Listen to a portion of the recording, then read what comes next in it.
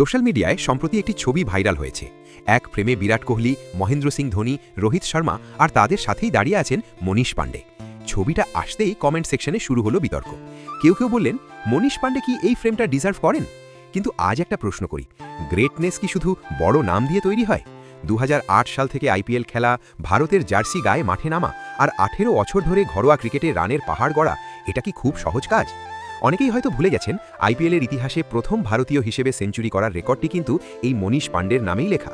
বছরের পর বছর ধরে নিজের ফিটনেস আর কনসিস্টেন্সি বজায় রাখা কোনো সাধারণ ব্যাপার নয়। সবচেয়ে বিশেষ ব্যাপার হলো, মনীষ পাণ্ডে কোনো শোরগোল ছাড়াই নিজের কাজটা করে যান। নেই কোনো কন্ট্রোভার্সি, নেই কোনো বাড়তি দেখনদারি। তার কাছে অগ্রাধিকার পায় শুধু পারফরমেন্স আর ডিসিপ্লিন। মনীষ পাণ্ডে হয়তো হেডলাইনে কম থাকেন, কিন্তু ক্রিকেটে তার অবদান পাথরের মতো মজবুত। তাই পরের বার যখন কোনো খেলোয়াড়কে বিচার করবেন, তখন শুধু তার নাম দেখবেন না, বরং তার পুরো সফরটা দেখুন। মনে রাখবেন, লিজেন্ডরা শুধু ট্রফি দিয়ে তৈরি হন না, লিজেন্ড তৈরি হয় সততা, পরিশ্রম আর ত্যাগের মাধ্যমে। মনীষ পাণ্ডে, যিনি প্রচারের আলোয় না থেকেও একজন সত্যিকারের লিজেন্ড।